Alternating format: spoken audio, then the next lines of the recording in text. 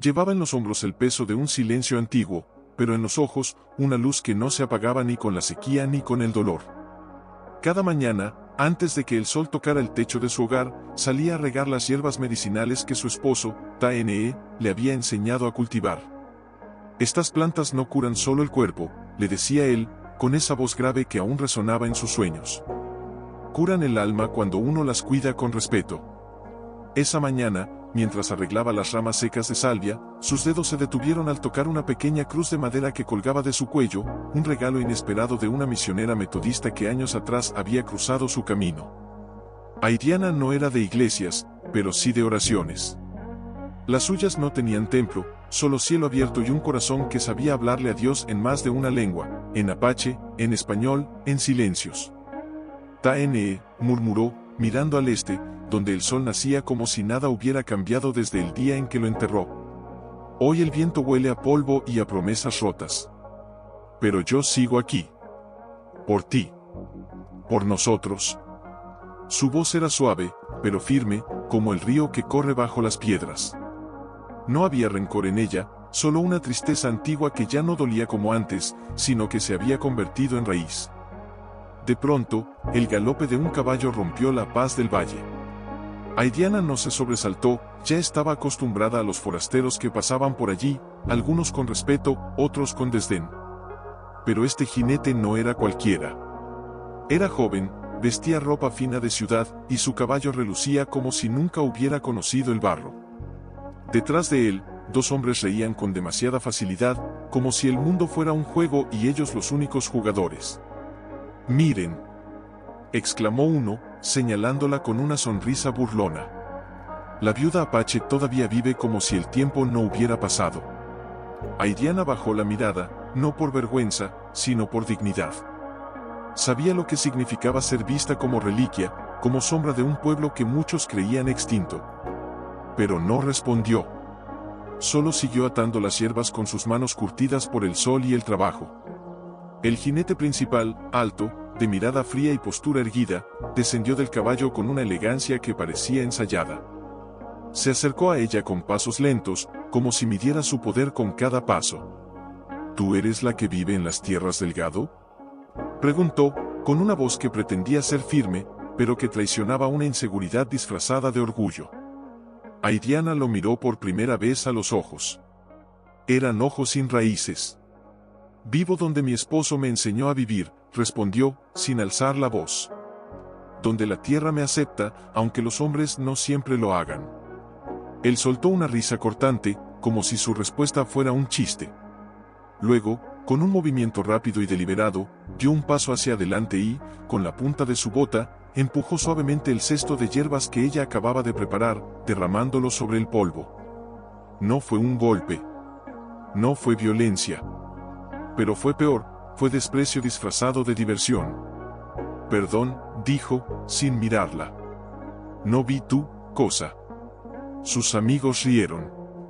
Aidiana no se movió. Solo respiró. Profundo. Lento. Como si estuviera tragando el fuego que nacía en su pecho. «No necesitas verme para herirme», dijo al fin, con una calma que heló la risa de los otros. «Pero algún día, joven, aprenderás que lo que pisas hoy puede ser lo que te sostenga mañana». Él la miró, por un instante desconcertado, como si esas palabras hubieran tocado algo que no entendía.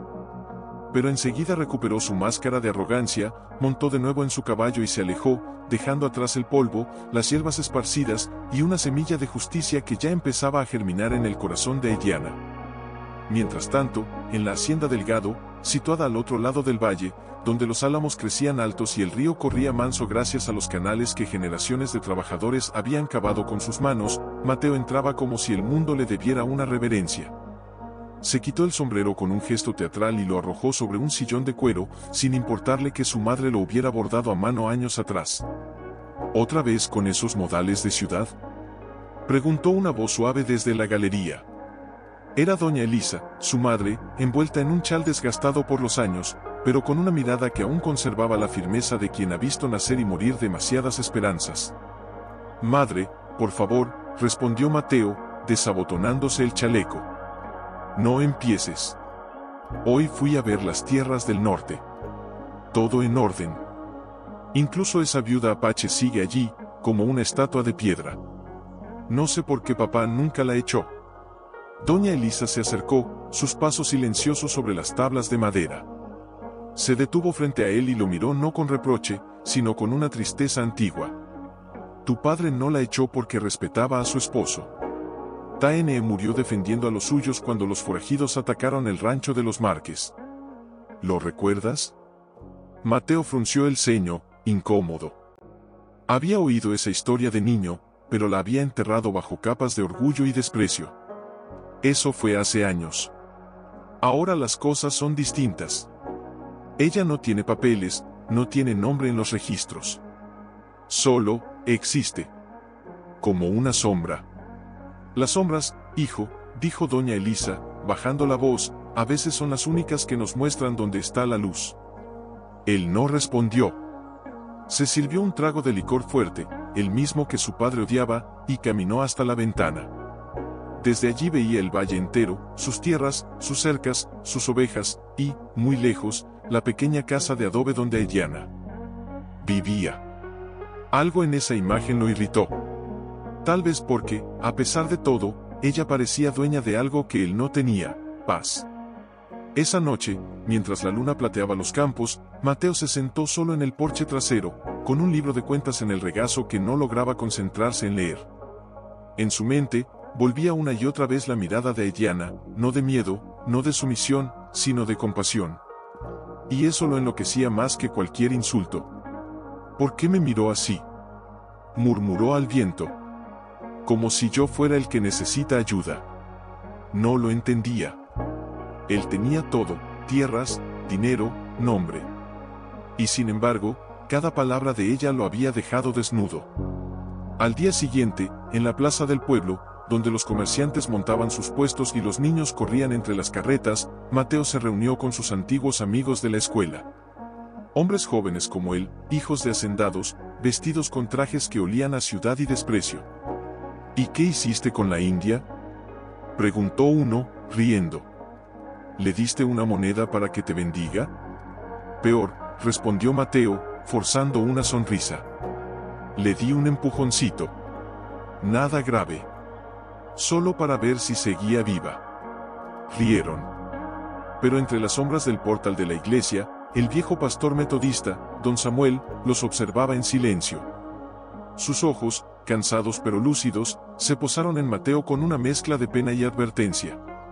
Más tarde, cuando Mateo pasó frente a la iglesia, don Samuel lo detuvo con una mano suave pero firme en el hombro. Joven delgado, dijo, el orgullo es como el fuego. Calienta al principio, pero si no lo controlas, quema todo lo que toca. Incluso el alma. Mateo quiso responder con sarcasmo, pero algo en la voz del anciano lo detuvo. Por un instante, vio en sus ojos lo mismo que había visto en los de Aidana, una verdad que no pedía permiso para existir. No necesito sermones, pastor, dijo al fin, apartándose. Tengo tierra, tengo ley. Y eso es suficiente. Pero mientras caminaba de regreso a su caballo, sintió un escalofrío que no venía del viento. Era como si el valle entero lo estuviera mirando. Como si la tierra misma supiera que había cruzado una línea invisible. Y en la distancia, desde su huerto, Aidana alzó la vista al cielo y susurró, Dios mío, no le pidas que sufra. Pídele que entienda. Porque ya no buscaba venganza. Buscaba justicia. Y la justicia, en su lengua, no ocurrido, ese gesto pequeño, casi invisible para los ojos indiferentes, pero tan grande para los corazones que lo habían sentido. Fue en la reunión comunitaria del domingo siguiente, una tradición que databa de antes de que los ferrocarriles llegaran al oeste, cuando todo estalló sin ruido, sin gritos, solo con la fuerza de una verdad dicha en voz baja. La plaza estaba llena. Ancianos sentados en bancos de madera, mujeres con canastas de pan recién horneado, niños descalzos corriendo entre las piernas de los adultos. En el centro, bajo la sombra del viejo álamo, don Samuel abrió la Biblia con manos temblorosas, pero firmes. Hoy hablaremos de dignidad, dijo, y su voz, aunque suave, llegó a todos. Porque no hay justicia donde no hay respeto por el otro, aunque sea distinto, aunque sea solo, aunque ya no tenga voz, porque Dios escucha hasta el suspiro más callado. Mateo, que había llegado tarde con su caballo reluciente y su actitud de siempre, se detuvo al borde del círculo. Cruzó los brazos, con una sonrisa burlona en los labios, como si aquello fuera un teatro para almas débiles. Pero entonces, Aidiana se levantó. No con furia. No con arrogancia. Con una calma que hizo que hasta el viento se detuviera. «Pastor», dijo, su voz clara como el agua de manantial, «agradezco sus palabras. Pero hay algo que debo decir, no por rencor, sino por verdad». Todos se volvieron. Incluso los niños dejaron de correr. Mateo frunció el ceño, incómodo, pero no se movió. «Hace días», continuó Aidiana, mirando al suelo un instante antes de alzar la vista, «un hombre vino a mi casa. No me pidió permiso. No me saludó como a una vecina. Solo, empujó lo que yo había hecho con mis manos, como si fuera basura. Y se rió. Hizo una pausa. Sus ojos no buscaban venganza, buscaban comprensión. No me duele lo que hizo con mis hierbas. Me duele que pensara que yo no merecía ni siquiera un buenos días. Que mi dolor, mi viudez, mi fe, fueran invisibles para él. El silencio era tan denso que se podía cortar con un cuchillo. Mateo sintió el peso de 100 miradas sobre él. Quiso reírse, como siempre, para disolver la tensión. Pero algo se lo impidió. Tal vez fue la forma en que su madre, sentada al fondo, bajó la cabeza con vergüenza. O tal vez fue la mirada de don Samuel, que no lo juzgaba, sino que lo esperaba. «¿Y qué quieres, mujer?», dijo uno de los amigos de Mateo, intentando aliviar la tensión con una broma. «¿Que se arrodille?». Aidiana lo miró, y por primera vez, su voz se endureció, no con ira, sino con firmeza sagrada. «No quiero que se arrodille. Quiero que vea. Que vea que no soy una sombra. Que soy Aidiana, hija de Nantan, esposa de Taene, sierva de Dios. Y que lo que hagas a uno de los pequeños, lo haces a él». Las palabras cayeron como una campana en medio de la plaza. Mateo sintió un nudo en la garganta. Quiso decir algo, defenderse, justificarse, pero no encontró palabras. Porque, por primera vez, no estaba enfrentando a una enemiga. Estaba enfrentando a un espejo. Fue solo una broma, logró murmurar, más para sí que para los demás. «Las bromas que hieren no son bromas», respondió Aidiana, sin elevar la voz. «Son confesiones. Confesiones de quién eres cuando crees que nadie te ve». Y con eso, se sentó. No con triunfo. Con tristeza. La reunión terminó en silencio. Nadie cantó. Nadie compartió comida. Los vecinos se dispersaron como hojas al viento, evitando mirarse a los ojos. Mateo montó en su caballo con manos temblorosas. No por miedo. Por algo peor, por la primera grieta en su orgullo. Porque, en el fondo, sabía que ella tenía razón. Esa noche, en su habitación, se quedó despierto mirando el techo. Las palabras de Aidiana resonaban en su mente como un eco que no se apagaba. Confesiones de quién eres cuando crees que nadie te ve, y por primera vez, se preguntó, ¿quién soy cuando nadie me ve? Mientras tanto, en su pequeña casa de adobe, Aidiana encendió una vela junto a la ventana. No rezó por venganza. Rezó por él. «Señor», susurró, «que no se pierda. Que vea lo que sus ojos han cerrado. Porque si él cambia, todo este valle sanará». Caminó hacia la colina donde solía meditar, el mismo lugar donde Taene le había jurado amor bajo las estrellas. Allí, entre las piedras calientes y el susurro de los pinos, se arrodilló. «Señor», murmuró, con la voz quebrada por la emoción, «no quiero que él sufra. Pero tampoco quiero que siga lastimando sin saber que lastima. Enséñame cómo actuar, sin perder mi alma en el intento». Una brisa suave acarició su rostro, como una respuesta sin palabras. Y en ese momento, supo qué hacer. Al día siguiente, en lugar de ir al mercado como de costumbre, Aidiana fue a ver a doña Elisa. No como enemiga. Como vecina. Llamó suavemente a la puerta trasera de la hacienda, donde las sirvientas lavaban la ropa y los gallinas picoteaban el suelo. Doña Elisa la recibió con sorpresa, pero sin hostilidad. Sus ojos, cansados pero cálidos, la miraron con una pregunta silenciosa. «Vine a hablar», dijo Aidiana, con las manos entrelazadas. No como la viuda Apache. Como mujer que ha perdido a alguien, y que entiende el dolor de una madre. Doña Elisa la hizo pasar al jardín trasero, donde las rosas aún florecían a pesar del calor. «¿Qué quieres, hija?» «No quiero que su hijo pague con castigo», respondió Aidiana, sentándose en el banco de piedra. «Quiero que despierte. Y creo que usted puede ayudarlo más que yo». Doña Elisa bajó la mirada. Las lágrimas asomaron en sus ojos.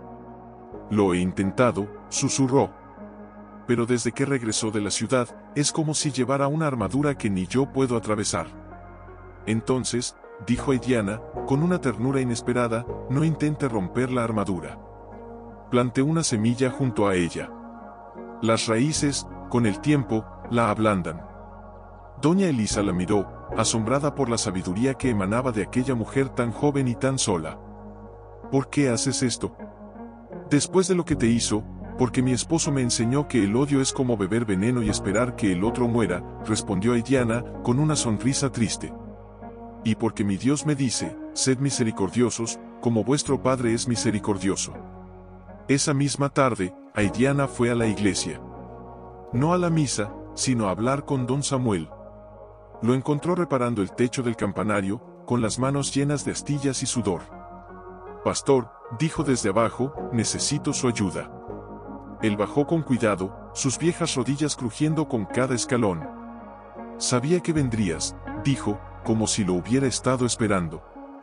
«Quiero organizar una reunión», explicó ella. «No de acusación. De oración. Quiero que todos vengan, hispanos, apaches, mestizos, que oren juntos por esta tierra, por esta sequía, y por los corazones endurecidos». Don Samuel la miró largo rato. Luego asintió. «El Señor no construye muros», dijo. «Él abre puertas. Incluso las que parecen selladas para siempre». Los días siguientes fueron de preparación silenciosa. Aidiana visitó a las ancianas de su comunidad, a las madres del pueblo, incluso a los vaqueros que trabajaban en las tierras de Mateo. No les habló de venganza. Les habló de unidad. De fe. De esperanza. «No somos enemigos», les decía. «Somos hijos del mismo sol, del mismo polvo, del mismo Dios». Y aunque algunos dudaron, muchos escucharon. Porque en sus ojos no había rencor. Había luz. Mientras tanto, Mateo observaba desde lejos. Había oído rumores. «La viuda está reuniendo gente. Dice que va a pedir justicia divina». Al principio, se burló. Pero luego, una inquietud sorda comenzó a crecer en su pecho. No era miedo. Era curiosidad. ¿Por qué ella no lo atacaba? ¿Por qué no lo señalaba en público? ¿Por qué lo perdonaba antes siquiera de pedirlo? Una noche, incapaz de dormir, montó su caballo y cabalgó hasta las afueras del pueblo.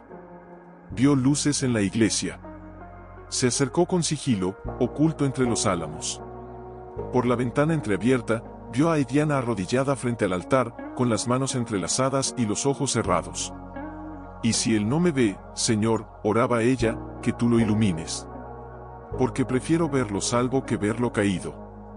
Mateo retrocedió como si lo hubieran quemado. Su corazón latía con fuerza. Por primera vez, no se sentía superior. Se sentía visto. No por los ojos de los hombres, sino por los de alguien que, a pesar de todo, aún creía en su redención. Regresó a casa con el alma en llamas. No de ira. De vergüenza. Y de algo que no reconocía aún, pero que ya empezaba a brotar, el deseo de ser digno de ese perdón que no había pedido, pero que le habían ofrecido de todas formas.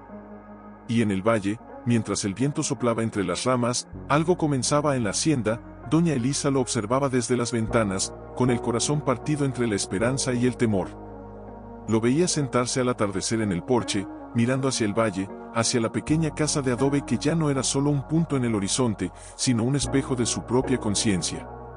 Una tarde, mientras doblaba ropa en el corredor, escuchó pasos firmes acercarse. Era don Samuel. Venía con su Biblia bajo el brazo y una expresión que no era de juicio, sino de preocupación. ¿Ha hablado con él?, preguntó el pastor, sin preámbulos. Doña Elisa suspiró, dejando caer la sábana que tenía en las manos. Habla poco. Come menos. Y cuando lo hace, es como si su alma estuviera ausente. Le dije que fuera a la iglesia, pero se rió. Aunque, no fue una risa verdadera. Fue una máscara. Don Samuel asintió lentamente, apoyándose en su bastón. El orgullo no se rompe de golpe, doña Elisa. Se agrieta. Y una grieta, por pequeña que sea, deja entrar la luz o la tormenta. Depende de que elija el corazón. Esa misma noche, durante la cena, Mateo permaneció en silencio. Su madre lo miraba de reojo, notando cómo sus dedos jugueteaban con el pan sin llevarlo a la boca. «Hijo», dijo al fin, con suavidad, «¿qué te pasa?». Él levantó la vista, como si la pregunta lo hubiera sacado de un sueño profundo. «Nada», respondió, pero su voz temblaba ligeramente. «No es nada», insistió ella. «Desde que aquella mujer habló en la plaza, has cambiado». «¿Tienes miedo?». Mateo soltó una risa cortante, pero esta vez no sonó convincente ni siquiera para él. ¿Miedo? ¿De una viuda que reza en su jardín? Por favor, madre, entonces, ¿por qué no puedes mirarla a los ojos cuando la ves en el mercado?, preguntó doña Elisa, con una ternura que dolía más que cualquier reproche. Mateo se levantó bruscamente, haciendo crujir la silla. «Porque no entiendo por qué no me odia», exclamó, y las palabras salieron como un torrente que ya no podía contener. ¿Debería odiarme? ¿Debería gritar, acusarme, exigir justicia? Pero no, ella ora por mí. Ora por mí como si yo fuera alguien digno de gracia. ¿Cómo hago para vivir con eso? Doña Elisa se levantó también, despacio, y se acercó a él. Le tomó el rostro entre sus manos, como cuando era niño y tenía pesadillas. «Quizás», dijo con voz temblorosa, «porque ella ve algo en ti que tú aún no puedes ver. Algo que Dios no ha dejado morir». Mateo cerró los ojos. Por un instante, quiso creerlo. Pero el orgullo, como una serpiente dormida, se movió dentro de él. «No necesito su compasión», murmuró, apartándose. «Tengo tierra. Tengo nombre. Y eso es más que suficiente». Pero esa noche, mientras yacía en la cama, las palabras de su madre y las oraciones silenciosas de Diana se entrelazaron en su mente como raíces que no soltaban. Y por primera vez, sintió algo que nunca había sentido antes: soledad. No la soledad de estar solo, sino la de sentirse solo, incluso rodeado de gente. Al día siguiente, en la plaza, los ancianos murmuraban. Los niños ya no jugaban cerca de la hacienda Delgado. Incluso los perros del pueblo parecían evitar el camino que llevaba a sus tierras. Mateo lo notó todo. Y aunque fingió indiferencia, cada mirada evitada, cada saludo omitido, era como una piedra que se sumaba al peso en su pecho. Fue entonces cuando vio a Diana cruzar la plaza con su cesto de hierbas. Caminaba con la cabeza alta, pero sin orgullo. Con dignidad, pero sin desdén. Y cuando sus miradas se encontraron, solo por un segundo, Mateo sintió que el mundo se detenía. Ella no desvió la vista. No sonrió. No lo juzgó. Solo lo vio. Y en esa mirada, él vio reflejado no al heredero arrogante, sino al hombre que podría ser, si alguna vez tuviera el valor de arrodillarse. Se alejó rápidamente, con el corazón golpeándole las costillas. No sabía qué era peor: que todos lo rechazaran, o que ella aún creyera en él. En la hacienda, el río subterráneo que alimentaba sus campos seguía brotando con fuerza, gracias a los canales construidos décadas atrás por manos anónimas. Pero en el otro extremo del valle, donde Diana cuidaba su huerto con devoción diaria, las plantas se marchitaban como si el sol las castigara personalmente. Sus hierbas medicinales, antes vibrantes y llenas de aroma, Ahora colgaban mustias, y el pequeño huerto que Taene le había enseñado a cultivar parecía condenado al olvido. Una mañana, al amanecer, Airiana se arrodilló junto a sus plantas y tocó la tierra con las palmas abiertas. Estaba seca, agrietada, como un corazón endurecido. No es justo, susurró, no con rebeldía, sino con una tristeza profunda. No es justo que el agua fluya donde hay arrogancia, y se niegue donde hay oración. Pero enseguida cerró los ojos y corrigió su pensamiento. Perdóname, Señor. No es el agua lo que busco. Es tu voluntad. Ese mismo día, en la plaza, los murmullos se convirtieron en voces. Los vaqueros, los campesinos, incluso las mujeres que vendían tortillas en la esquina, hablaban con urgencia. Las tierras de Delgado están verdes como en primavera, decía uno, con los ojos enrojecidos por el polvo y la desesperación. Mientras mis ovejas se caen muertas de sed. ¿Y qué hace él?, preguntó una anciana, envuelta en su rebozo. Nada. Cierra las compuertas. Dice que el agua es suya por ley. Pero la ley no mata la sed, murmuró otro. Y Dios no reparte el agua por títulos de propiedad. La tensión crecía como una cuerda a punto de romperse. Y en medio de todo, Airiana permanecía en silencio. No acusaba. No exigía. Pero su silencio era más fuerte que cualquier grito. Mateo, desde su porche, observaba el valle con una mezcla de alivio y culpa. Sabía que su riqueza lo protegía, pero también lo aislaba más. Cada vez que salía, las miradas eran más frías, los saludos más escasos. Incluso sus propios trabajadores evitaban mirarlo a los ojos. Una tarde, mientras inspeccionaba los canales, uno de sus peones, un hombre apache de mediana edad, de nombre Kael, se atrevió a hablar. Patrón, ¿no cree que deberíamos compartir un poco del agua? Solo un hilo. Para las viudas, para los niños. Mateo lo miró con sorpresa, luego con fastidio. El agua es mía. Pagué por estos canales. ¿Acaso los demás cuidaron sus tierras como yo? Kael bajó la cabeza, pero no por miedo. Por pena. El agua no pertenece a nadie, patrón. Solo pasa. Y quien la retiene, se seca por dentro. Las palabras golpearon a Mateo como una bofetada silenciosa. Quiso responder con furia, pero algo en la mirada de Kael, la misma mirada que había visto en Airiana, lo detuvo.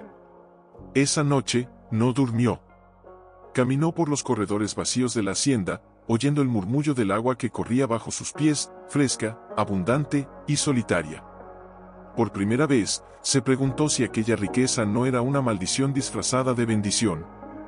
Mientras tanto, en su casa, Airiana encendió una vela y abrió su Biblia en el Salmo 65, tú visitas la tierra y la sacias, la enriqueces abundantemente. Leyó en voz baja, con lágrimas en los ojos. Señor, si no es tu voluntad que llueva, que al menos los corazones se abran. Porque el desierto más peligroso no está en la tierra, está en el alma.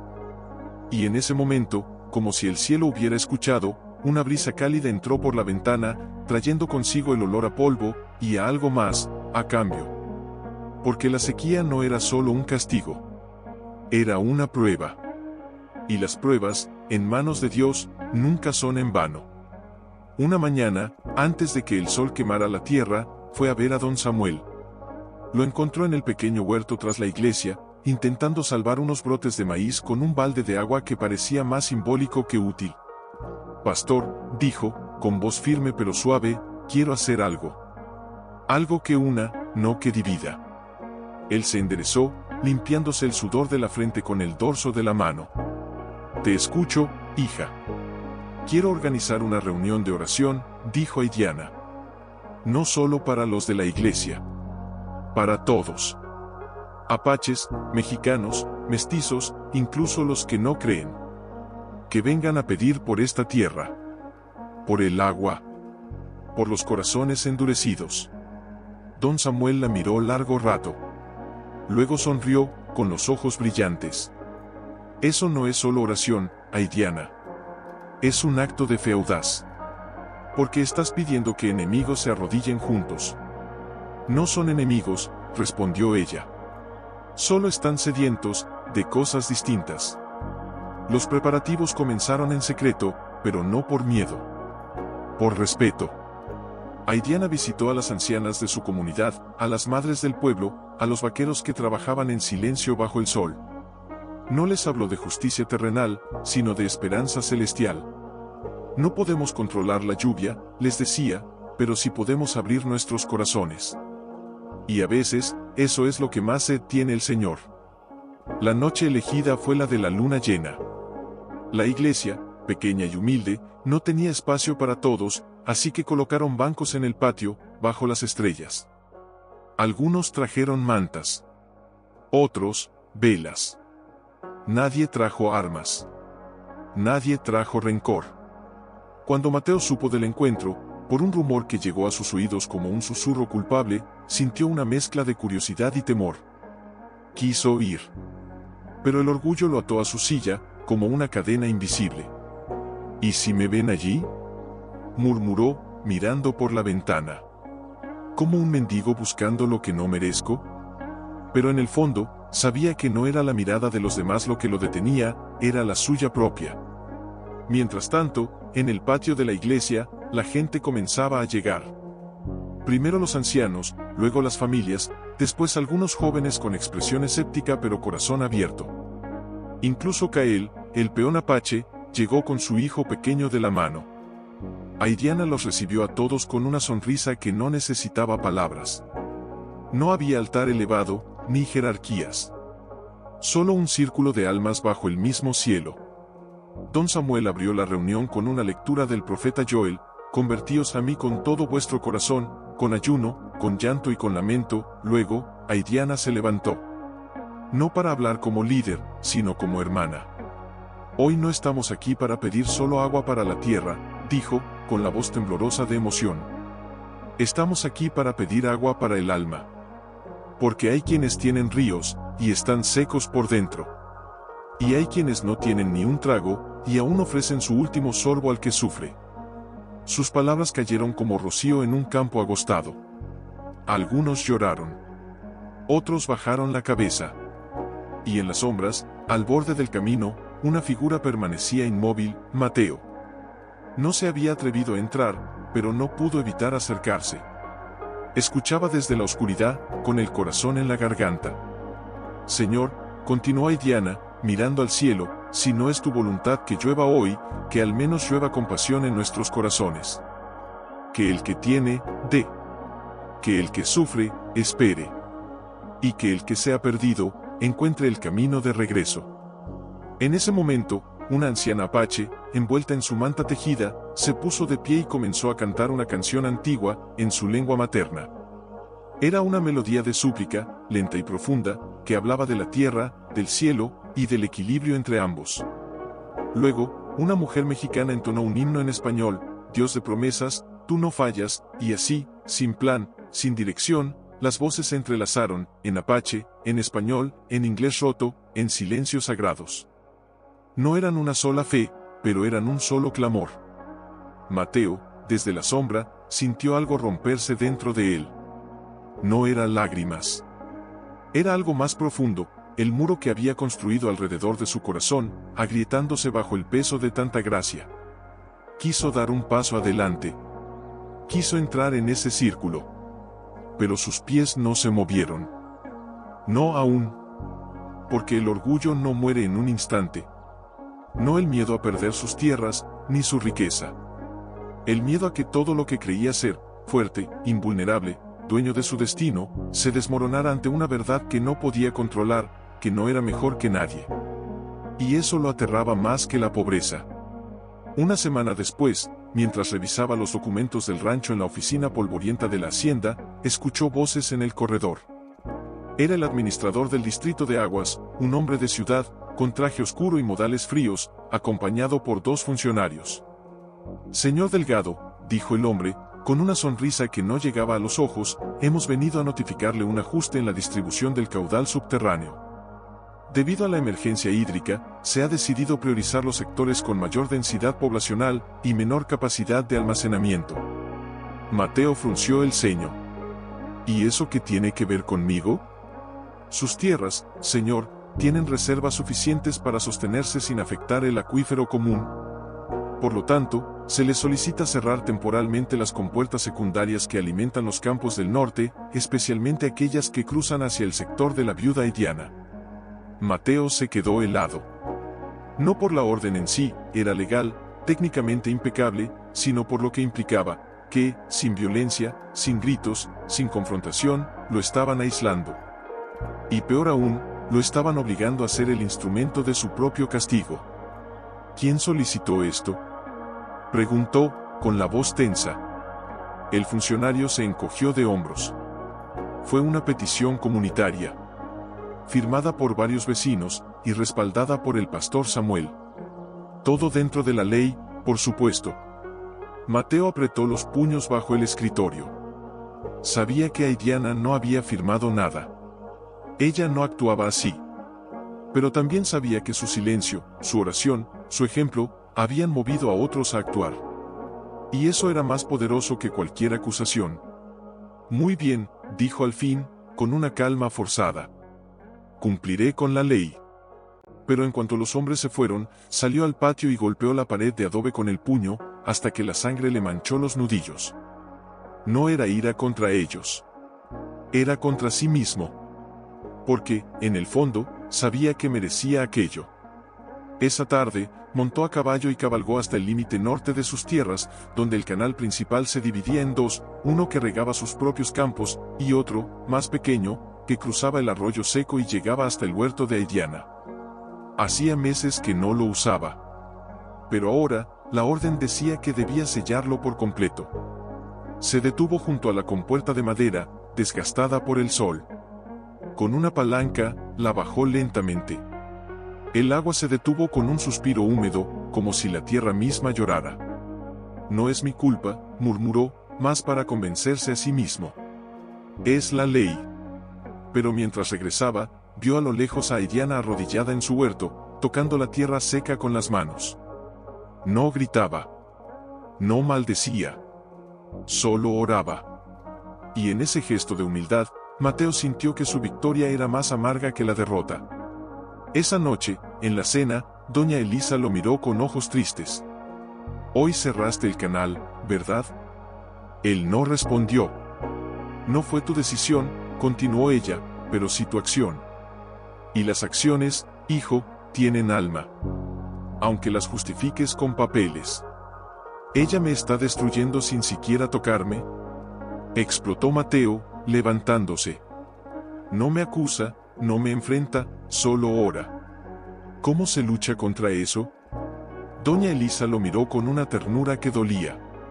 No se lucha contra eso, Mateo. Se rinde ante eso. Porque lo que ella tiene, no se gana con fuerza. Se recibe con humildad. Él salió de la casa y caminó hasta el río que aún corría en sus tierras. Se sentó en la orilla, mirando el agua brillar bajo la luna. Y por primera vez, no sintió orgullo. Sintió vacío. Porque el agua fluía, pero su alma seguía seca. Y en la distancia, en la oscuridad, Aidiana alzó los ojos al cielo y susurró: Señor, no permitas que este dolor lo endurezca más. Que esta prueba lo quebrante, para que pueda sanar. Porque ella no buscaba venganza. Fuego. Gritó alguien desde el patio. Corrió descalzo hasta la puerta. En el horizonte, hacia el este, las llamas devoraban el cielo. No eran las suyas. Eran las de Aidiana. El celeiró. Pequeño, humilde, construido con troncos y techo de paja, donde guardaba sus pocas herramientas, las semillas para la próxima siembra, y los pocos recuerdos que le quedaban de Taene. Todo ardía como si el infierno hubiera decidido visitarla en silencio. Mateo montó a caballo sin pensarlo. No por redención. No por culpa. Por un impulso más antiguo que el orgullo, el instinto de salvar lo que se ama, aunque no lo entienda. Cuando llegó, ya había vecinos intentando apagar las llamas con baldes de agua, pero era inútil. El fuego rugía con furia seca, alimentado por la paja y la madera reseca. Aidiana estaba de rodillas a pocos metros, con las manos cubiertas de ceniza, mirando las llamas sin llorar. No gritaba. solo susurraba, todo se va. Mateo se acercó, con el pecho oprimido. ¿Cómo empezó? Ella lo miró. No con odio. No con acusación. Con una tristeza tan profunda que dolía más que cualquier reproche. No lo sé, dijo. El viento estuvo calmo toda la noche. No había brasa cerca. Solo fuego. Como si hubiera nacido del aire. Las palabras cayeron como una losa. Todos en el valle sabían que los incendios no nacían solos en noches sin viento. Y aunque nadie lo dijo en voz alta, las miradas se desviaron hacia Mateo. No con certeza. Con sospecha. Y eso, para él, fue peor que una acusación directa. Yo no fui, dijo, con la voz ronca. No dije que lo fueras, respondió Aidiana, sin apartar la vista del fuego. Pero el fuego no miente, Mateo. Alguien quiso que esto pasara. ¿Y quién lo hizo? Pensó que me rompería. Las llamas crepitaban, devorando el pasado. Entre las cenizas, algo brilló, la pequeña cruz de madera que colgaba de su cuello, ahora chamuscada, pero intacta. La tomó con manos temblorosas. Taene me dijo una vez, murmuró, que lo que el fuego no quema, es el alma. Mateo sintió un nudo en la garganta. Quiso decir algo, defenderse, explicarse, pero no encontró palabras. Porque, aunque no había prendido el fuego, sabía que su desprecio, su indiferencia, su orgullo, habían creado el clima donde ese fuego pudo nacer. Al día siguiente, el rumor se extendió como el humo, fue delgado. Cerró el agua, y ahora quema lo que no puede controlar. Incluso sus propios trabajadores lo miraban con recelo. Kael ya no lo saludaba al pasar. Y en la plaza, los niños dejaban de jugar cuando él se acercaba. Pero lo peor no fue el rechazo. Fue el silencio de Aidiana. No lo acusó. No lo confrontó. Simplemente, lo ignoró. Y en ese vacío, Mateo se perdió más que nunca. Una tarde, mientras caminaba solo por el límite de sus tierras, encontró una flor silvestre creciendo entre las rocas. Era pequeña, blanca, frágil, pero viva. La arrancó sin pensar, como si su belleza fuera una ofensa a su dolor. ¿Por qué sobrevives tú, y no ella?, murmuró, mirando hacia el valle. Fue entonces cuando vio a don Samuel acercarse, con su bastón y su mirada que parecía ver más allá de la piel. El fuego no fue obra tuya, dijo el pastor, sin preámbulos. Pero el terreno, sí lo preparaste. Mateo lo miró, herido. ¿También usted cree que soy un monstruo? No, respondió don Samuel, con tristeza. Creo que eres un hombre que aún no ha entendido que el orgullo no protege, aísla. Y en la soledad, hasta las almas más fuertes comienzan a arder. Mateo bajó la cabeza. Por primera vez, no tenía defensa. Esa noche, en su habitación, abrió el cajón donde guardaba los papeles de la hacienda. Entre ellos, encontró una carta antigua de su padre, escrita poco antes de morir. Hijo, la tierra no se mide en hectáreas, sino en corazones que la aman. Cuida no solo lo que posees, sino lo que tocas. Las lágrimas, que tanto había reprimido, por fin cayeron. Porque el incendio no había quemado solo un celeiro. Había quemado la última ilusión de que podía vivir sin rendir cuentas, ni a lo se arrodilló en medio de las ruinas, no para llorar, sino para escuchar. Porque en medio del dolor, había aprendido a oír la voz de Dios no en los truenos, sino en los susurros. ¿Por qué, Señor?, murmuró, con la voz quebrada. ¿Por qué permitiste que esto sucediera, después de todo lo que he intentado hacer con amor? No hubo respuesta inmediata. Solo el viento moviendo las cenizas como si escribiera algo invisible en la tierra. Entonces, entre los escombros, algo llamó su atención, una esquina de papel, chamuscada pero intacta. Con manos temblorosas, la desenterró. Era una carta. La carta que Taene le había escrito poco antes de morir, guardada en una caja de madera que creía perdida para siempre. Con el corazón latiendo fuerte, la desdobló con cuidado. Las palabras estaban borrosas por el humo, pero aún legibles. Aidiana, mi sol en días nublados, si alguna vez el mundo te quema, no respondas con fuego. responde con raíces. Porque lo que crece desde el perdón, nunca se seca. Y si algún día alguien te hiere sin saberlo, recuerda, no todos los corazones ciegos son malos. Algunos solo necesitan que alguien les enseñe a ver. Perdónalos. No por ellos. Por ti. Porque el rencor es una cadena, y tú naciste libre. Las lágrimas brotaron entonces, no de tristeza, sino de asombro. Porque en medio de la destrucción, Dios le había devuelto exactamente lo que necesitaba, una palabra de vida. Se sentó en el suelo quemado, abrazando la carta contra su pecho, y por primera vez desde el incendio, sonrió. Gracias, Tane, susurró. Gracias, Dios. Mientras tanto, en la hacienda, Mateo no podía dormir. Cada vez que cerraba los ojos, veía las llamas. Y en cada chispa, veía su propio rostro reflejado. No como el culpable, pero sí como el causante. Porque aunque no había prendido el fuego, su desprecio había sembrado el viento que lo alimentó. Esa mañana, en lugar de ir a inspeccionar sus campos, cabalgó hasta el arroyo seco que dividía sus tierras de las de Aidiana. Se detuvo allí, mirando hacia su casa. La vio salir con un balde vacío, caminando hacia el pozo comunitario, a kilómetros de distancia. Sabía que el suyo estaba seco. Sabía que ahora, más que nunca, necesitaba agua. Y supo lo que tenía que hacer. Con manos torpes, abrió la compuerta que días atrás había cerrado con tanto orgullo. El agua, fresca y clara, comenzó a fluir de nuevo hacia el canal que llevaba a su huerto. No lo hizo por redención. Lo hizo porque, por primera vez, no pudo soportar ser la causa de su sed. Pero no se acercó. No se atrevió. Solo se quedó allí, viendo el agua correr, como si ese gesto silencioso pudiera lavar algo de su culpa. Horas después, Aidiana regresó con el balde lleno, agotada.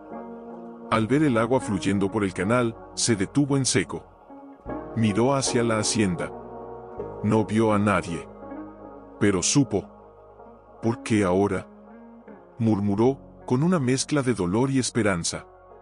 Esa noche, mientras encendía una vela junto a la ventana, abrió su Biblia al azar. Sus ojos cayeron en Mateo 5:7, bienaventurados los misericordiosos, porque ellos alcanzarán misericordia. Sonrió con tristeza. Tal vez su corazón ya no está tan seco como creía.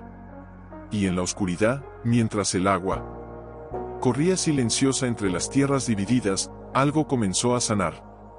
No con palabras. No con gestos grandes. Con un hilo de agua, y una semilla de gracia. Señora, es su esposo, dijo el hombre, sin aliento. Está muy mal. Pide ver a Mateo. Ahora. Elisa no perdió tiempo. Corrió al cuarto de su hijo, donde lo encontró despierto, mirando el techo como si contara las grietas de su alma. Tu padre, dijo, con la voz quebrada. Está muriendo. Mateo se levantó de un salto, como si lo hubieran sacado de un sueño profundo. No dijo nada. Solo se vistió en silencio y montó a caballo bajo la noche estrellada, con el viento frío azotando su rostro y el eco de 1000 palabras no dichas retumbando en su pecho. Cuando llegó a la pequeña cabaña en las montañas, donde su padre se había retirado tras enfermar, lo encontró tendido en una cama sencilla, con la piel pálida como la cera y los ojos hundidos, pero aún brillantes con una lucidez que la fiebre no había podido apagar. Hijo, murmuró don Rafael, al verlo entrar. Mateo se arrodilló junto a la cama, con las manos temblorosas. Estoy aquí, papá. Don Rafael alargó una mano débil y tomó la de su hijo. Su tacto era frío, pero su mirada, ardiente. He estado esperando este momento, no para despedirme. Para hablarte. Mateo bajó la cabeza. No tienes que decir nada. Descansa. Si tengo, insistió el viejo, con una fuerza que sorprendió a ambos. Porque si no lo digo ahora, tal vez nunca lo sepas. Y no quiero irme sabiendo que mi hijo camina con el alma vacía. Hubo un silencio largo, roto solo por la respiración entrecortada del enfermo. Cuando yo tenía tu edad, continuó don Rafael, también creía que la fuerza estaba en el puño, en la tierra, en el nombre. Hasta que un día, un hombre apache me salvó la vida, después de que yo lo hubiera ofendido gravemente. Mateo levantó la vista, sorprendido. ¿Tú? Sí, asintió don Rafael, con una sonrisa triste. Me tendió la mano cuando caí en una quebrada. No me preguntó quién era. Solo vio a un hombre herido. Y me ayudó. Esa noche, me dijo algo que nunca olvidé: el que no sabe perdonar, vive en una prisión que él mismo construye. Las lágrimas asomaron en los ojos del anciano. Mateo, no dejes que el orgullo te robe lo que más importa, tu humanidad. Porque un día, cuando todo lo demás se vaya, solo te quedará lo que hayas sembrado en los corazones de los demás. Mateo sintió como si el suelo se abriera bajo sus pies. Quiso hablar, defenderse, explicar que no era como su padre pensaba, pero las palabras se le atoraron en la garganta. Yo, no sé cómo cambiar, logró decir al fin, con la voz quebrada. No tienes que saberlo, susurró don Rafael, apretando su mano. Solo tienes que quererlo. Y dejar que Dios haga lo demás. En ese momento, una tos violenta sacudió su cuerpo. Doña Elisa entró corriendo, seguida del médico, pero ya todos sabían que el tiempo se agotaba. Ve con ella, dijo don Rafael, mirando a su hijo con una intensidad que traspasaba los huesos. Ve con la viuda. Pídele perdón. No por lo que crees que hiciste, sino por lo que no hiciste, verla como a una hermana. Mateo negó con la cabeza, desesperado. Ella nunca me perdonará, ella ya lo hizo, dijo su padre, con una calma sobrenatural. Lo que tú no sabes, es si te perdonarás a ti mismo. Y con esas palabras, cerró los ojos. Su respiración se volvió lenta, y luego, se detuvo. Mateo se quedó allí, arrodillado, con la mano de su padre aún entre las suyas, helada. El silencio era tan profundo que podía oír el latido de su propia culpa. Fue en medio de ese duelo interno cuando llegó la noticia que encendió de nuevo la tensión en el valle. Han acusado a Kael, gritó un vaquero al entrar en la plaza, con el rostro desencajado. Dicen que robó herramientas de las tierras del gado. Y que el niño, el hijo de Kael, fue visto cerca del granero la noche del incendio. El rumor se extendió como pólvora.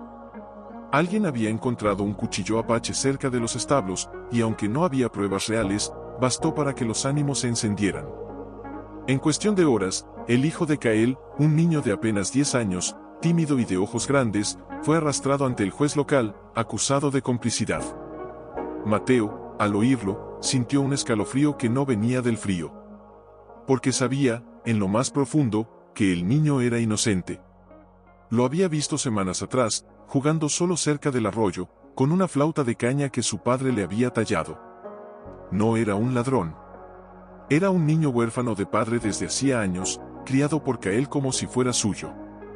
Pero lo que lo heló el alma fue lo que vino después. Aidiana, con la frente alta y los ojos llenos de fuego santo, se presentó ante la oficina del juez antes de que el sol alcanzara el mediodía. Yo respondo por ese niño, dijo, con una voz que no temblaba. Y por Kael. Porque conozco sus corazones.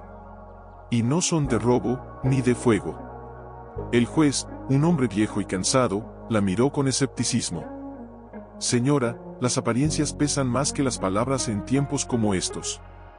Entonces que pesen también mis actos, respondió Aidiana, sin bajar la mirada. Yo cuidaré del niño mientras dure esta investigación. Y si se prueba su culpa, yo cargaré con su castigo. Un murmullo recorrió la plaza. Nadie esperaba tal gesto. Menos de una mujer a quien todos creían herida más que nadie. Pero lo que nadie vio fue a Mateo, oculto entre la multitud, con el corazón en la garganta. Porque en ese momento, comprendió la magnitud de lo que había hecho. No solo había herido a Aidiana. Había creado un clima donde la sospecha reemplazaba a la justicia, donde los inocentes pagaban por el rencor de los demás. Esa tarde, no pudo contenerse más. Fue directamente a la pequeña casa donde Aidiana había llevado al niño. Lo encontró sentado en el suelo, con las rodillas abrazadas y los ojos llenos de miedo. Aidiana preparaba una infusión en la estufa, con movimientos lentos, como si el tiempo se hubiera detenido para darles espacio. Cuando Mateo llamó a la puerta, ella no pareció sorprendida. Solo lo miró, y en sus ojos no había triunfo, solo una tristeza antigua. ¿Vienes a acusar también?, preguntó, sin hostilidad. Vengo a decir la verdad, respondió él, con la voz ronca. El niño no estuvo en mi granero esa noche. Lo vi yo mismo, horas antes, jugando cerca del arroyo. Y Kael jamás robaría. Trabaja para mí desde que tengo memoria. Aidiana lo miró largo rato. Luego asintió. Entonces, ¿por qué no lo dices ante el juez? Porque, Mateo bajó la cabeza, con las manos temblando, porque si hablo, todos sabrán que he estado mintiendo con mi silencio. Que permití que esto pasara, por orgullo. Ella se acercó, despacio, hasta quedar frente a él. El orgullo te ha costado mucho, Mateo. Pero la verdad, te puede salvar. ¿Y si ya es demasiado tarde?, susurró él, con los ojos llenos de lágrimas contenidas. ¿Y si ya nadie me cree? No se trata de que te crean, dijo Aidiana, con una ternura inesperada. Se trata de que tú vuelvas a creer en lo que es justo. En ese momento, el niño los miró desde el suelo, con los ojos brillantes. ¿Tú eres el dueño de las tierras?, preguntó, con voz temblorosa. Mateo asintió, avergonzado. Entonces, ¿por qué no me odias? Mi papá dice que tú no nos quieres. Mateo sintió como si le arrancaran el corazón del pecho. Se arrodilló frente al niño, sin importarle el polvo, sin importarle quién lo viera. Porque, dijo, con la voz quebrada, porque estoy aprendiendo que no todo el que es diferente, es enemigo. Aidiana cerró los ojos un instante, como si estuviera orando en silencio. Ve con el juez mañana, dijo al fin. Di la verdad. No por mí. No por ellos. Por el hombre que tu padre quería que fueras. Mateo asintió. Y por primera vez, no sintió miedo. Sintió esperanza. Porque cuando la verdad sale a la luz, al llegar a la plaza, ya había una multitud. El juez esperaba bajo el porche del ayuntamiento, con los papeles sobre una mesa de madera. Kael estaba de pie, con las manos atadas, la cabeza baja pero la espalda recta. A su lado, el niño temblaba, aferrado a la falda de Aidiana, quien lo protegía como una leona a su cría. Cuando Mateo apareció, el murmullo se detuvo. Todos lo miraron. Algunos con desconfianza. Otros con curiosidad. Pero nadie con esperanza. Se acercó lentamente, sintiendo cada paso como si caminara sobre carbones. Se detuvo frente al juez, sin mirar a nadie más que a sus ojos. Señor juez, dijo, con una voz que apenas reconocía como suya, vengo a declarar. El niño no estuvo en mis tierras la noche del incendio. Lo vi horas antes, cerca del arroyo, jugando solo. Y Kael jamás robaría. Ha trabajado para mi familia más años de los que yo tengo de vida. Es un hombre honrado. Un silencio denso cayó sobre la plaza. El juez frunció el ceño. ¿Y por qué no lo dijo antes, señor Delgado? Mateo tragó saliva. Miró a Aidiana por un instante. Ella no dijo nada. Solo lo miró, y en sus ojos, vio algo que lo sostuvo, fe. Porque, dijo al fin, con la voz quebrada, porque preferí callar antes que admitir que me equivoqué. Que mi silencio permitió que esto sucediera. Que mi orgullo lastimó a inocentes. Las palabras cayeron como piedras en un lago quieto. Algunos suspiraron. Otros bajaron la cabeza. Doña Elisa, desde el fondo de la multitud, se llevó una mano al pecho, con los ojos llenos de lágrimas. El juez guardó silencio un largo rato. Luego, se levantó. Entonces, por falta de pruebas y por testimonio del dueño de las tierras, se libera a Kael y a su hijo de toda acusación. Un suspiro colectivo recorrió la plaza. Kael cayó de rodillas, no por debilidad, sino por gratitud. El niño corrió hacia Aidiana y se abrazó a ella, llorando en silencio. Pero lo que nadie esperaba fue lo que hizo Mateo después. Se acercó a Kael, aún arrodillado, y con manos temblorosas, le quitó las cuerdas de las muñecas. Perdóname, dijo, en voz baja, solo para él. No solo por hoy. por todos los días que no te vi como a un hermano. Kael lo miró, con los ojos húmedos, pero no dijo nada. Solo asintió. Y en ese gesto, había más perdón que en 1000 palabras. Entonces, Mateo se volvió hacia Aidiana. El niño aún se aferraba a ella, pero ella lo soltó suavemente y dio un paso al frente. Gracias, dijo ella, sin sonreír, pero sin dureza. No por salvarlos a ellos. Por salvar tu alma. No lo hice por redención, respondió él, con la voz ronca. Lo hice porque ya no podía vivir conmigo mismo. Ella lo miró largo rato, como si escudriñara su corazón. Entonces, tal vez, ya estás listo para empezar. En ese momento, una gota de lluvia cayó sobre el polvo de la plaza. Luego otra. Y otra más. No era tormenta. Era un susurro del cielo. Como si Dios, al fin, hubiera decidido llorar con ellos, y por ellos. La gente comenzó a dispersarse, algunos corriendo a resguardarse, otros alzando el rostro al cielo, dejando que el agua les lavara la cara.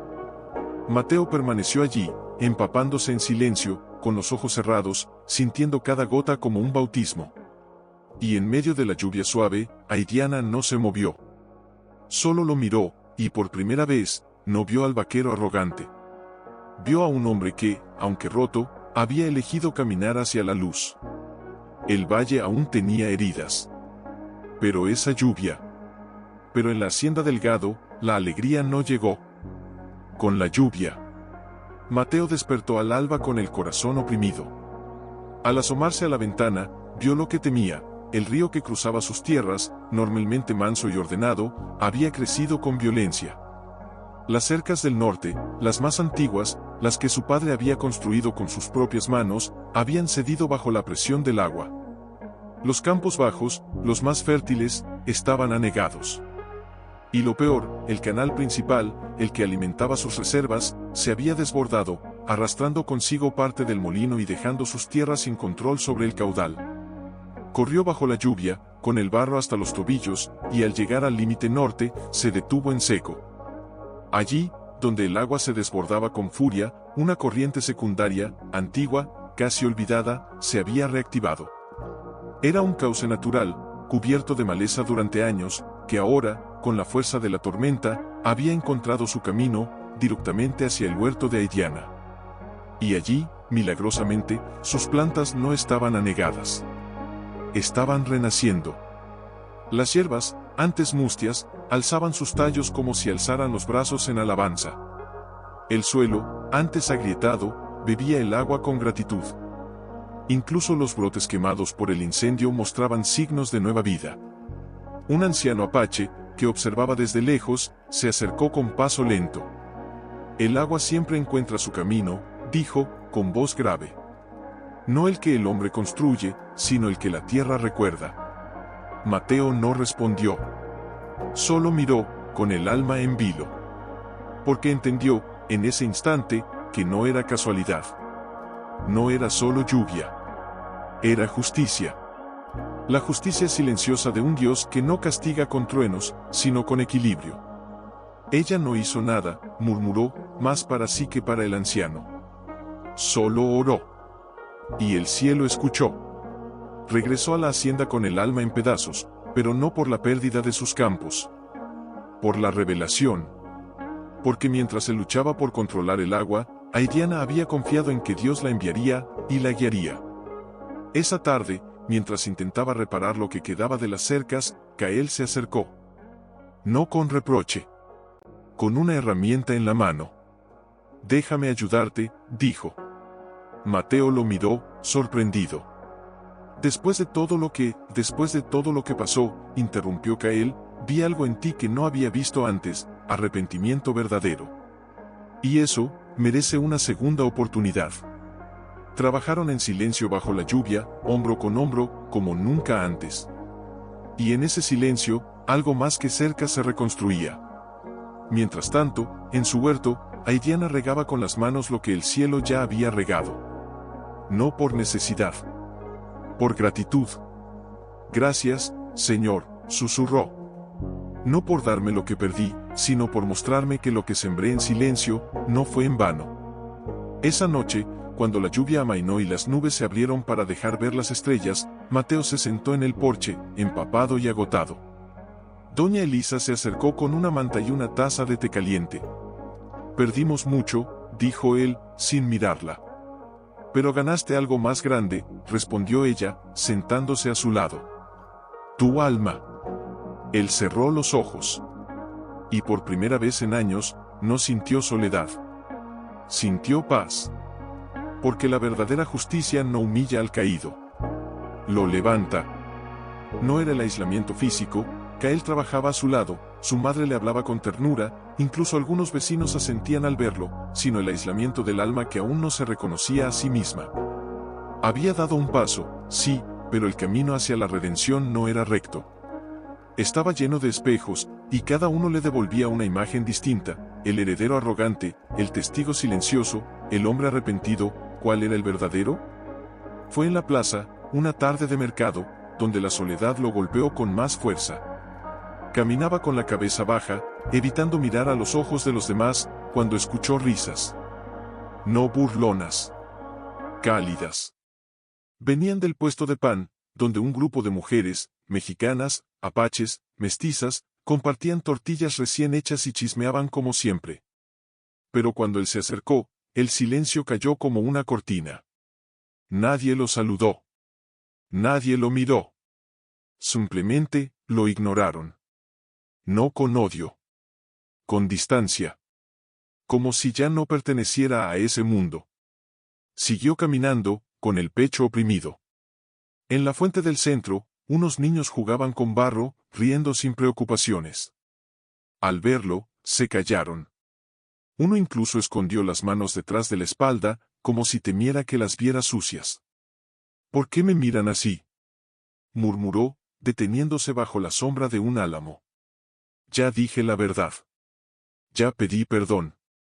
Pero entonces, una voz suave lo alcanzó desde atrás. El perdón no se gana con una sola palabra, Mateo. Se construye con días. Era Diana. No se acercó demasiado. Se detuvo a unos pasos, con un cesto de hierbas frescas en los brazos. Ellos no te odian, continuó. Solo no saben si pueden confiar.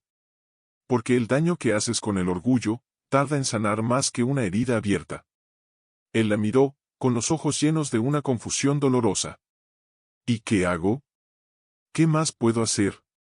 Vivir, respondió ella, con una calma que lo atravesó. Vivir de forma que cada día diga lo que tu boca ya dijo una vez. Porque las palabras se olvidan, pero las acciones se siembran. En ese momento, un anciano se acercó a Diana y le entregó un pequeño frasco de miel silvestre. Para tus infusiones, dijo, con una sonrisa. Gracias por curar a mi nieto. Ella lo aceptó con gratitud, y el anciano se fue sin siquiera mirar a Mateo. ¿Ves?, dijo Diana, sin reproche. Yo no pedí esto. Lo sembré con años de silencio, de cuidado, de fe. Tú estás apenas comenzando a arar tu tierra. Mateo bajó la cabeza. Quiso decir que era injusto, que ya había cambiado, pero en el fondo, sabía que ella tenía razón. La confianza no se decreta. Se gana. Esa noche, en la hacienda, se sentó junto al fuego, mirando las llamas como si buscaran respuestas. Doña Elisa entró con una manta y se sentó a su lado. Hoy te vieron solo como el hombre que fuiste, dijo ella. Mañana, si persistes, te verán como el hombre que eliges ser. ¿Y si nunca me perdonan del todo?, preguntó él, con la voz quebrada. Entonces, respondió su madre, tomándole la mano, que tu paz no dependa de su perdón, sino del tuyo propio. Porque el primer perdón que necesitas, es el que te das a ti mismo. Afueras, el viento soplaba suave entre los álamos. Y en la oscuridad, Mateo comprendió algo profundo: la redención no era un destino. Era un camino. Mateo había dejado de cabalgar como si el mundo le debiera reverencia. Ahora caminaba. Trabajaba. Escuchaba. Y en las noches, cuando todos dormían, se sentaba solo en la biblioteca polvorienta de su padre, donde los libros olían a cuero viejo y decisiones pasadas. Fue allí, entre estantes llenos de mapas y cuentas, que encontró la Biblia. No la que usaba su madre en misa. Era la de su padre. Grande, encuadernada en piel oscura, con las esquinas desgastadas por el uso. La abrió con manos temblorosas, como si temiera despertar algo dormido. Y allí, en el Evangelio de Mateo, capítulo 5, versículo 3, encontró una nota escrita con la letra torcida de su padre: Hijo, el orgulloso nunca entra al reino. Pero el quebrantado, ya está dentro. Las lágrimas brotaron sin permiso. Porque en esas palabras, no había condena. Había amor. Y una invitación. Esa noche, no durmió. Leyó página tras página, como si cada verso fuera un puente hacia algo que había perdido hace mucho, la inocencia de creer que no todo dependía de él. Leyó sobre el hijo pródigo, y vio su propio rostro. Leyó sobre el fariseo y el publicano, y sintió el peso de su propia oración vacía. Leyó las palabras de Jesús: Venid a mí todos los que estáis cansados, y por primera vez, se permitió estar cansado. Al amanecer, salió al patio. El rocío brillaba en la hierba, y el aire olía a tierra mojada y esperanza. Se arrodilló, no porque alguien lo viera, sino porque ya no podía sostenerse solo. Señor, murmuró, con la voz quebrada. No sé cómo empezar. Pero quiero. Quiero cambiar. No por ellos. Por ti. Porque ya no quiero vivir con esta soledad dentro. Y en ese momento, algo se rompió en su pecho. No con dolor. Con liberación. Como si una cadena invisible se hubiera soltado, y por primera vez en años, pudiera respirar hondo. Más tarde, fue a ver a don Samuel. Lo encontró podando rosales tras la iglesia. Pastor, dijo Mateo, con las manos entrelazadas como un niño. Quiero entender. Quiero creer. Don Samuel lo miró largo rato. Luego sonrió, con los ojos brillantes. La fe no es entenderlo todo, hijo. Es confiar aunque no entiendas nada. Pero, ¿cómo sé si Dios me escucha? Después de todo lo que hice, Él no espera que seas perfecto, respondió el anciano, colocando una mano en su hombro. Solo espera que seas honesto. Y tú, ya lo eres. Esa tarde, Mateo regresó a casa y, por primera vez, no miró sus tierras como Mateo había caído enfermo días atrás. No era una dolencia grave, decía el médico, pero el cansancio, la culpa no resuelta y el frío de las noches lo habían debilitado más de lo que admitía. Se negaba a llamar a nadie.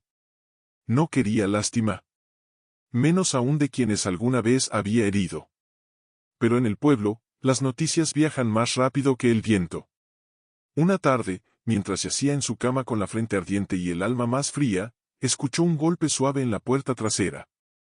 Pensó que era su madre, pero cuando abrió, se encontró con una figura envuelta en un chal marrón, con un cesto de mimbre en los brazos y los ojos llenos de una calma que lo dejó sin aliento. ¡Ay, Diana! Ella no sonrió. No lo juzgó. Solo lo miró, como si ya supiera todo lo que su cuerpo no decía. Escuché que estabas mal, dijo, con voz baja pero firme. Y que no dejas que nadie te ayude. No necesito ayuda, murmuró él, intentando erguirse, pero las piernas le fallaron. Aidiana entró sin pedir permiso. Cerró la puerta tras de sí y dejó el cesto sobre la mesa.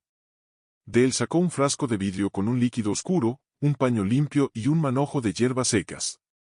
Tú no decides cuando necesitas ayuda, dijo, mientras calentaba agua en la estufa. El cuerpo lo decide por ti. Mateo la miró, confundido, con el orgullo aún ardiendo en su pecho como una brasa moribunda. ¿Por qué haces esto? Después de todo, ¿por qué no me dejas sufrir? Ella se volvió, y en sus ojos no había triunfo, ni compasión forzada. Había algo más profundo, ¿verdad? Porque el sufrimiento no redime, Mateo. El amor sí. Y si Dios me enseñó algo, es que el amor no espera a que el otro lo merezca. Va. Simplemente va. Las palabras cayeron como agua sobre cenizas. Él bajó la mirada, avergonzado. No soy digno de esto, nadie lo es, respondió ella, acercándose con el paño húmedo. Pero todos lo necesitamos. Le colocó el paño frío en la frente. El alivio fue inmediato, pero lo que lo conmovió fue el tacto, suave, firme, sin rencor. Como si sus manos supieran que sanar no era solo curar el cuerpo, sino devolver la dignidad al alma. ¿Por qué me odias menos de lo que yo me odio a mí mismo?, susurró él, con la voz quebrada. Aidiana se sentó a su lado, en silencio, por un largo rato. Porque yo también fui prisionera del rencor, dijo al fin. Hasta que entendí que perdonar no es decir que lo que hiciste estuvo bien. Es soltar la cadena que me ataba a tu error. Y hoy, no vine a juzgarte. Vine a recordarte que no estás solo. En ese momento, algo en Mateo se quebró del todo.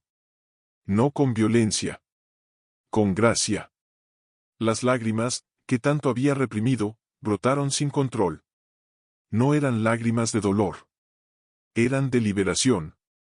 Gracias, logró decir, entre sollozos. Gracias por no darte por vencida conmigo. Ella le tomó la mano, brevemente, como un puente entre dos mundos que por fin se encontraban. Nunca me di por vencida, dijo. Solo esperé a que tú decidieras luchar. Afueras, el viento movía las hojas doradas, y en el cielo, una bandada de grullas volaba hacia el sur. El otoño seguía su curso. Pero en aquella habitación, algo nuevo había nacido, no solo la posibilidad de sanar, sino la certeza de que el perdón, cuando es verdadero, no humilla, eleva. Y por primera vez, Mateo no sintió que recibía caridad. Fue don Samuel quien propuso la ceremonia. No será un juicio, dijo una tarde, reunido con los ancianos del pueblo bajo el álamo de la plaza. Será un acto de reconciliación. Porque este valle no necesita más divisiones. Necesita raíces nuevas. Al principio, muchos dudaron. ¿Cómo confiar de nuevo en quien tanto daño causó, aunque fuera con gestos pequeños? Pero Aidiana, con su presencia serena y su palabra escasa pero firme, fue la primera en asentir. Si su arrepentimiento es verdadero, dijo, merece un espacio para demostrarlo. Y si no lo es, que el tiempo lo revele. Pero no cerremos la puerta antes de que intente cruzarla. La ceremonia se celebraría en la iglesia, al atardecer, cuando la luz dorada entraba por las ventanas y todo parecía posible. El día llegó. El sol se ponía en llamas suaves sobre las colinas, y la gente del valle, apaches, mexicanos, mestizos, incluso los forasteros que trabajaban en las minas, se reunió en el patio. No con armas. No con acusaciones. Con corazones abiertos, o al menos, dispuestos a intentarlo. Mateo llegó solo. Vestía una camisa sencilla, sin adornos, y sus botas estaban manchadas de barro, como las de cualquier trabajador. Al entrar en el círculo, sus ojos buscaron a Aidiana. Ella estaba allí, de pie junto a don Samuel, con las manos entrelazadas y la mirada serena. El pastor alzó la voz, suave pero firme. Hoy no estamos aquí para recordar el pasado. Estamos aquí para sanarlo. Porque el perdón no borra lo que fue, pero libera lo que puede ser. Luego, miró a Mateo. ¿Tienes algo que decir? Mateo tragó saliva. El silencio era tan profundo que podía oír el latido de su propio corazón. Dio un paso al frente, tembloroso, y se arrodilló. No por teatro. Por necesidad. Hermanos, hermanas, comenzó, con la voz quebrada. Vine a este valle creyendo que lo merecía todo por mi nombre, por mi sangre, por mi tierra. Y en mi arrogancia, pisé lo que no entendía. Humillé a quien no merecía ser humillada. Callé cuando debía hablar. Y permití que el miedo y el orgullo construyeran muros donde debía haber puentes. Hizo una pausa, con los ojos llenos de lágrimas. No espero que me crean hoy. Solo quiero que sepan que he visto mi error. Y que cada día, desde entonces, he intentado vivir de forma que mis acciones digan lo que mis palabras no alcanzan a expresar. Aidiana, su voz se quebró al mirarla, usted me mostró que el perdón no es debilidad. Es fuerza. Y aunque no merezco su gracia, la agradezco con todo mi corazón. Entonces, con las manos temblorosas, sacó del bolsillo una pequeña cruz de madera, la misma que había encontrado entre las cenizas del celeiro, y se la tendió. La encontré después del incendio. Sabía que era suya. La guardé, porque era lo único que me recordaba que había herido a alguien que aún creía en la bondad. Hoy se la devuelvo, no como posesión, sino como promesa. De que nunca más usaré mi fuerza para herir. Solo para servir. Airiana lo miró largo rato. El viento movía suavemente su cabello, y en sus ojos brillaba algo que nadie esperaba, lágrimas. Lentamente, tomó la cruz. Pero en vez de guardársela, la colocó de nuevo en las manos de Mateo. Guárdala tú, dijo, con voz suave pero firme. No como recuerdo de tu culpa, sino como símbolo de tu nueva vida. Porque el que ha sido perdonado, debe vivir como testigo del perdón. Y entonces, ante todos, extendió su mano. Te perdono, Mateo Delgado. No porque lo que hiciste fue pequeño, sino porque el amor de Dios es más grande. Él tomó su mano, y en ese contacto, no hubo triunfo. Hubo paz. Don Samuel alzó las manos al cielo. Hoy, el valle ha sanado una herida antigua. Que este sea el comienzo, no el final. Y mientras el sol se hundía tras las montañas, los presentes comenzaron a cantar, unos en español, otros en apache, una melodía antigua de reconciliación. No era perfecta. Pero era verdadera. Porque la verdadera venganza no es el castigo. Es la transformación. Y esa noche, todos en el valle supieron que algo milagroso había ocurrido, no era grande. 3 paredes de adobe, un techo de tejas, y un porche donde los niños dejaban sus zapatos embarrados antes de entrar. Pero en su sencillez, guardaba un milagro. Allí, hijos de apaches, de vaqueros, de campesinos y de forasteros aprendían juntos. A leer. A escribir. A rezar. A respetar. Y quienes la habían construido, eran los mismos que un día estuvieron al borde de la ruptura. Una mañana de primavera, mientras el sol doraba los campos recién sembrados, Mateo caminaba hacia la escuela con un fardo de leña al hombro. Ya no vestía trajes finos ni montaba caballos relucientes. Sus manos estaban curtidas por el trabajo, sus botas gastadas, y su mirada, serena. Detrás de él, un grupo de niños corría riendo, con cuadernos bajo el brazo y los ojos.